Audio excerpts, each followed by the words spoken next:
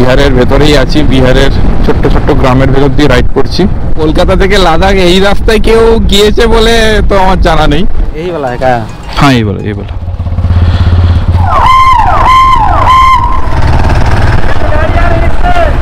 अरे यार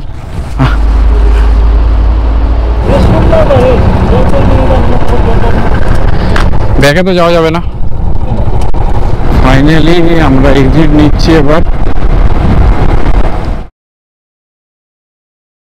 good morning guys, good morning from Lucknow. নবাবদের শহর লখনৌতে তোমাদের সবাইকে স্বাগত। আর আমরা দেখতে পাচ্ছ দুজনেই পুরো একদম গিয়ার আপ হয়ে রেডি হয়ে গেছি, লাগেজ ফাগেজ সব সেট আপ হয়ে গেছে। এবার আমরা বেরোবো, কিন্তু আজকে এখন সময় হয়ে গেছে 11টা।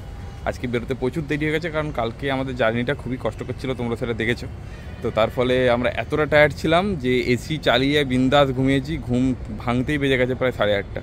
তারপর ব্রেকফাস্ট করে একটু কাজ ছিল আমার, কাজ করলাম, কাজ করে বেরোতে বেরোতে দেরি হয়ে গেল। আজকে আমাদের টার্গেট ছিল চণ্ডীগড় পৌঁছানোর, কিন্তু সেটা কোনোভাবেই পসিবল হবে না। তো চেষ্টা করব কর্নাল বা মিরুট যেখানে পারি সেখানে স্টে করে যাব। তবে আজকে বেশি রাত পর্যন্ত চালাবো না, ম্যাক্সিমাম 7:30 8:30 এর মধ্যে যতটা পৌঁছতে পারি সেখানে গিয়েই আমরা হোটেল নিয়ে নেব। আমরা চেষ্টা করছি লখনৌ আগ্রা যে এক্সপ্রেসওয়েটা ওটা ধরার। কাটিকুই বলে একটা জায়গা আছে, ওখান থেকে এক্সপ্রেসওয়ে থেকে এক্সিট করে আমরা জিটি রোড ধরবো। জিটি রোড ধরে ওই দিল্লিকে বাইপাস করে বেরোনোর একটা পরিকল্পনা আছে। তো দেখা যাক কতটা কি হয় সাকসেসফুল, সেটা তো তোমরা দেখতেই পারবে ভিডিওর মধ্যে। রওনা শুরু করি, বাকি কথা হচ্ছে তোমাদের মোটো ব্লগিং সেটআপে।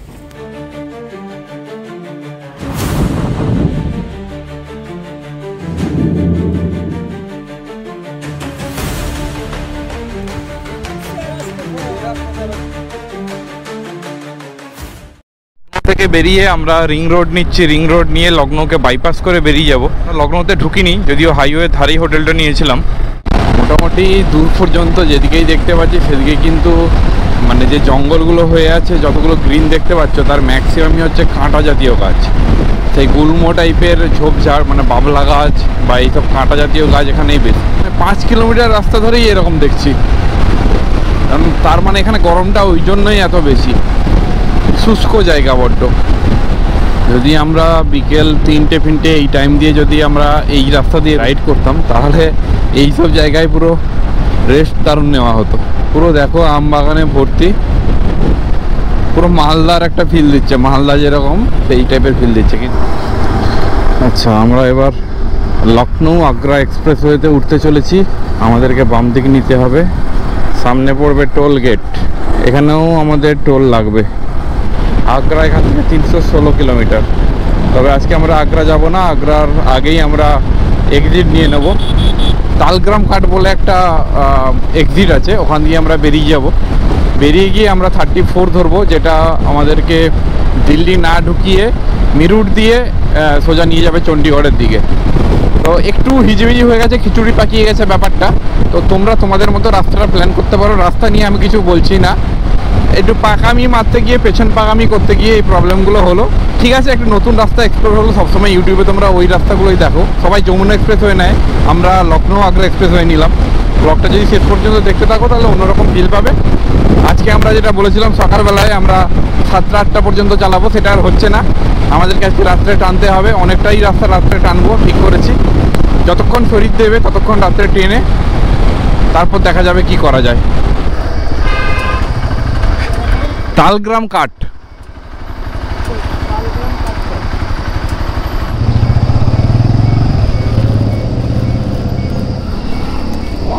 है। पेट्रोल पंप कितना दूर है?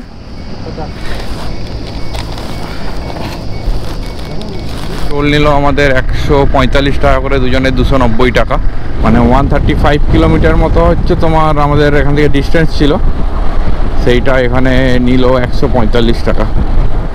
50 কিলোমিটার পরে আমাদের পেট্রোল পাম্প পড়বে, ওখান থেকে পেট্রোলটা ফিল করে নিতে হবে, কারণ আমার ফুয়েল রেঞ্জ আর চলে এসছে প্রায় তোমার ধরো না 100 কিলোমিটারের মতো, ওখানে ফুল ট্যাঙ্ক করে নেবো। কালকেও যে আমরা পূর্বাঞ্চল এক্সপ্রেসওয়েতে ছিলাম সেখানেও কিন্তু এই টাইপের কিছু মানে ঢালাই করা রাস্তা বানানো ছিল। পূর্বাঞ্চল এক্সপ্রেসওয়েতেও কালকে রাত্রেবেলায় যখন আমরা রাইড করি তখন এই ব্যাপারটাই দেখেছিলাম। আজকে এখানেও দেখছি, যতটা মনে হয় কি এখানে কোনো এমার্জেন্সি ফ্লাইট ল্যান্ডিংয়ের জন্য বা এই টাইপের জন্য কিছু করা থাকে, কারণ বেশ খানিকটা রাস্তা প্রায় 3-4 কিলোমিটার ধরে এরকমভাবে রানওয়ে টাইপের একটা ব্যাপার করা আছে। প্রায় 65 কিলোমিটার মতো আসার পর আমরা এখানে একটা সার্ভিস এরিয়া পেয়েছি, যেখানে petrol, doctor, parking, hospital, restaurant সব আছে। তো এইখানেই আমাদের রেস্ট নিতে হবে আর এখানে একটু খাওয়া দাওয়া করে নিতে হবে। বাবা, বিরাট বড় ফুড কোর্ট। তুমি একটু চেপে রাখো, তাহলে হয়ে যাবে।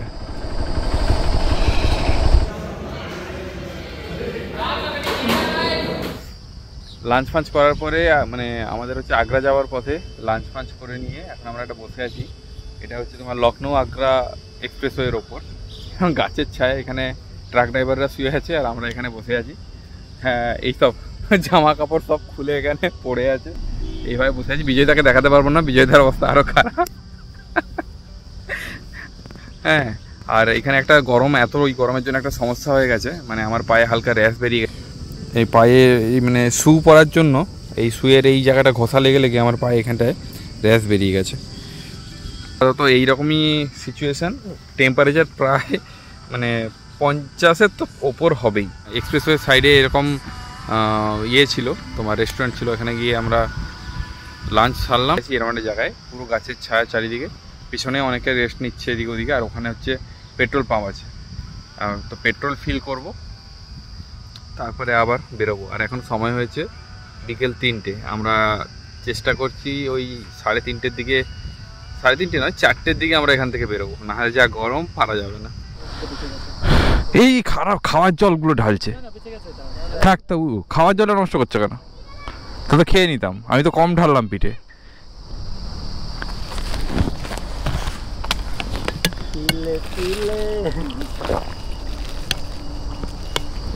ভালো তো না গাড়ি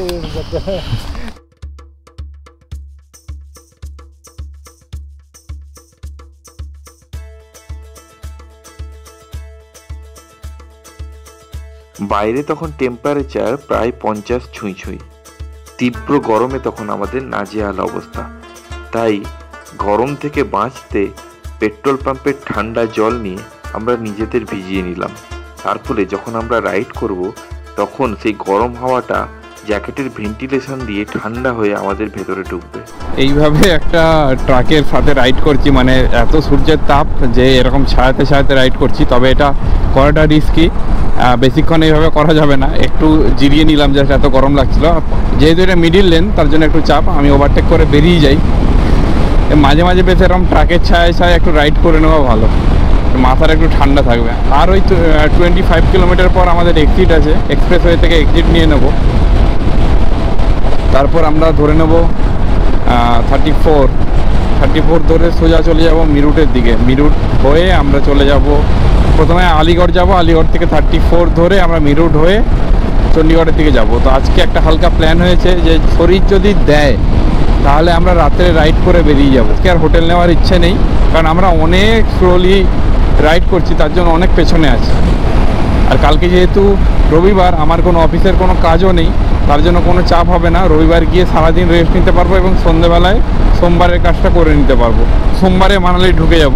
আর মানালিতে ঢুকে আমাদের কাজ আছে হচ্ছে বাইক সার্ভিসিং করা, আর আমাদের যে রাইডিং গিয়ার্সগুলো, জামা কাপড়গুলো যেগুলো রেগুলার পরছি সেগুলোকে ধুয়ে নেওয়া।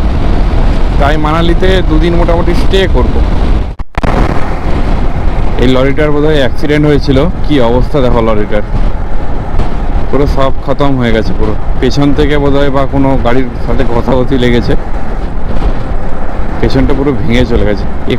কি অবস্থা দেখো গাড়িটার, এত বড় ট্রাক পুরো দুমড়ে মুজড়ে শেষ হয়ে গেছে। আমরা এবার লখনৌ আগ্রা এক্সপ্রেসওয়ে ছেড়ে তালগ্রাম মোড় থেকে এক্সিট দিচ্ছি।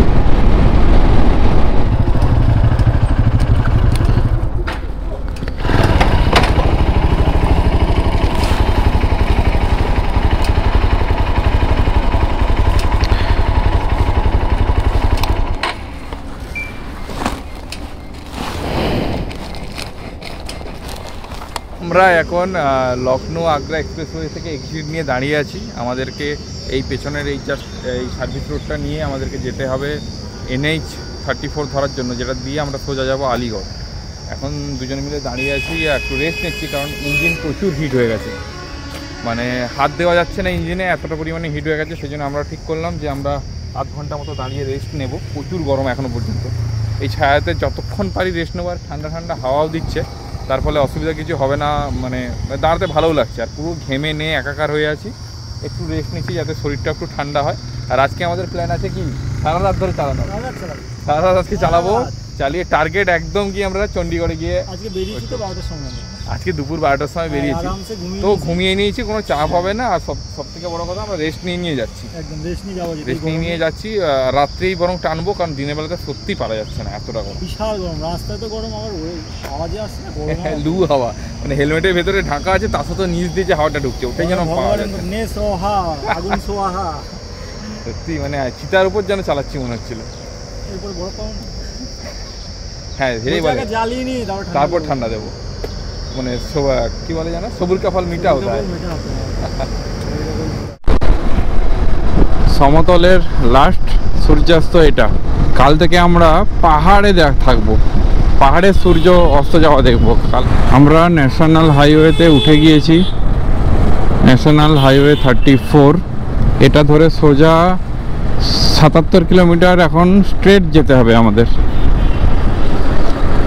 আর এই রাস্তাতে দেখানোর তেমন কিছু নেই, আর অন্ধকারও হয়ে এসছে। দেখো কত সুন্দর সুন্দর ফুল ফুটে আছে, ওয়াও, দারুণ লাগছে বলো। কটা বাজে এখন? 10টার সময়। এটা ডিনার হচ্ছে, দই দিয়ে ডিনার। পুরো আমি অর্ডার করতে পাঠালাম চা, অর্ডার করে এসছে টক দই। আর আমি টক দই একদমই খেতে পারি না, মানে আমি একটু একটু খাই, অনেক কষ্টে খেয়েছি। এই এত দই দিয়েছে 50 টাকা, পেয়েছে নিয়ে নিয়েছে। টক দই খেয়ে নাকি আমরা এখন রাইড করবো। হ্যাঁ হ্যাঁ, ঘুম চলে আসবে, ওই জন্য টক দই নিয়েছে।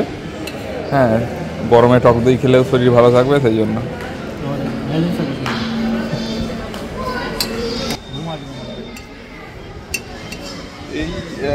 এই টোল প্লাজাটার নাম, কোনো নাম তো দেখলাম না বলে। টোল প্লাজার আগে একটা, মানে এই রাস্তাটা যেটা দিয়ে আসছি 92 বলে, আলিগড় থেকে আপাতত 92 কিলোমিটার দূরে আমরা একটা ধাবাতে খাচ্ছি, এখানে টোল প্লাজার সামনে। মানে এই রাস্তাটা দুদিকে মানে ফাঁকা মাঠ আর মাঠ, কোনো রেস্টুরেন্ট কিচ্ছু পাই। এই একটা পেয়েছি ধাবা, এখানেই যা পেয়েছি তাই খাচ্ছি। এবার খালি খেলে আসলে কী হতো, বাইক চালাতে চালাতে ঘুম পেয়ে যাবে, সেই জন্য টক দই অর্ডার করছি। রেস্টও হয়ে যাচ্ছে কিছুক্ষণ।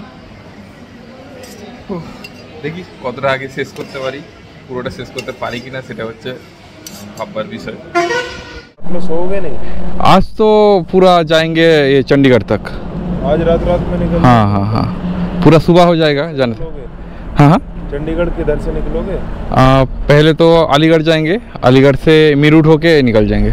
मेरठ से पहले एक काम करना, वो पेरीफेरल एक्सप्रेस वे पे चढ़ जाओ। हाँ, तो पेरीफेरल जो तुम्हें घुमा के दिल्ली चंडीगढ़ हाईवे पे छोड़ देगा। अच्छा, या तो वो सही है, वरना तो हाँ वही सही है। पेरीफेरल अच्छा हुआ। पेरीफेरल एक्सप्रेस वे है ना दिल्ली के। हाँ। तो जैसे तुम मेरठ जा रहे होगे, यहाँ अलीगढ़ से जाओगे, तुम्हें जाना पड़ेगा पेरीफेरल के लिए अलीगढ़ मेरठ। तुम सुनो, वहाँ भी मत जाओ, मेरठ सहारनपुर बहुत बढ़िया रोड है। हाँ, अच्छा। तुम्हारे किलोमीटर बच जाए 50-60, तुम सीधे जाओ अलीगढ़। अलीगढ़ से मेरठ खाली रोड पड़ेगी, बुलंदशहर से थोड़ा सा बाईपास से अंदर लेना पड़ेगा। अच्छा, जैसे अलीगढ़ से बुलंदशहर। हाँ, बुलंदशहर में क्या होगा, बाईपास पे से थोड़ा अंदर जाकर हापुड़ पूछ लेना, और हापुड़ पूछ।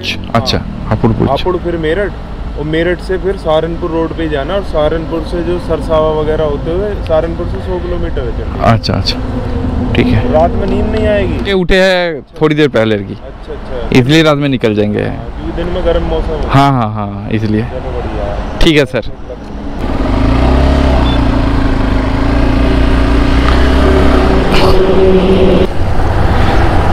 বললো সাহারানপুর দিয়ে যেতে চণ্ডীগড়, আর বললো যে ফাঁকা রাস্তা। প্রথমে বললো যে এক্সপ্রেসওয়ে নিতে, প্যারিফেরাল এক্সপ্রেসওয়ে বললো, তারপরে বললো যে ওটা বেশি হবে, দরকার নেই, এখন তো রাস্তা পরিষ্কার আর রাত্রে ফাঁকাই থাকবে, চলে যাও সোজা। এখন সময় কটা বাজে গো? 11টা, 10টা 49। আমরা একটা ওভারব্রিজের ওপর দাঁড়িয়ে আছি, রেস্ট নেওয়ার জন্য। কি মনে হচ্ছে আজকে সারা রাত টানতে পারবে? আর কত বাকি? চণ্ডীগড় আর 431 किलोमीटर बाकी। ये पेट्रोल है, ये पेट्रोल का है। ये पानी का है, ये वाला पानी का। ना ये पाइप लटका रखा उसको पूछ रहा है। ये पानी का है। ডিনার করতে ঢুকেছিলাম, মানে কিছু তেমন কিছু খাইনি, একটা করে রুটি আর একটু হালকা করে আলু জিরা নিয়ে খেলাম। আর বেসিক্যালি চা খেতে ঢুকেছিলাম, তারপরে ভাবলাম যে খিদে পাচ্ছে, তাই দুটো রুটি আর একটু তড়কা দিয়ে খেয়ে নিলাম হালকা করে। বেসিক্যালি তো ঘুম পাবে, তার জন্য বেশি খাওয়া হয়নি, হালকা করে খেয়ে বেরিয়ে যাচ্ছি। NH 34 ছেড়ে মিরুট যাওয়ার জন্য রাস্তা ধরে নিলাম। এটা সোজা যাবে মিরুট থেকে আমরা কারনাল চলে যাব। কারনাল হয়ে তারপর আম্বালার পর চণ্ডীগড় এখনো পর্যন্ত 200 কিলোমিটারের ওপর বাকি। আজকে আমাদের টোটাল রাইড হয়েছে 429 কিলোমিটার। আজকে মানে সকাল পর্যন্ত আমাদের টার্গেট আছে 750 কিলোমিটার।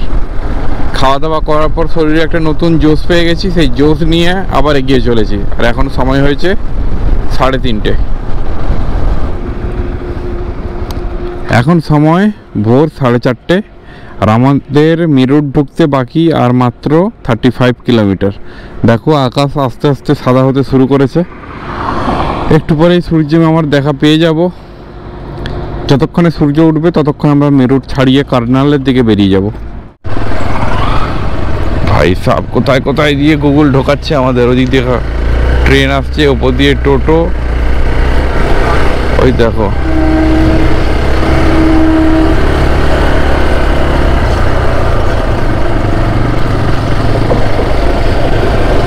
ছোট্ট পুচকু ট্রেন, 4 বগির ট্রেন।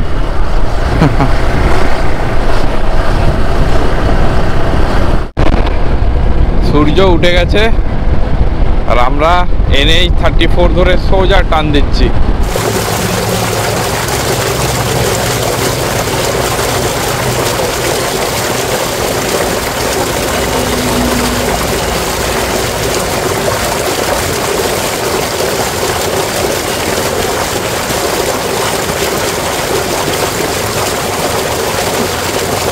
এখানে এখনো দেখছি ঘোড়ার গাড়ির প্রচলনটা আছে, মানে লোকে একটা জায়গা থেকে আরেকটা জায়গা যাওয়ার জন্য ঘোড়ার গাড়ির ব্যবহার করে।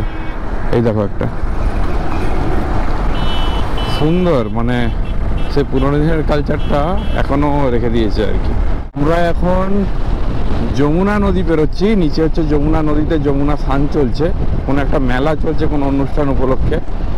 যমুনা নদী স্নান করবে নাকি? নিচে গিয়ে একবার স্নান করবে?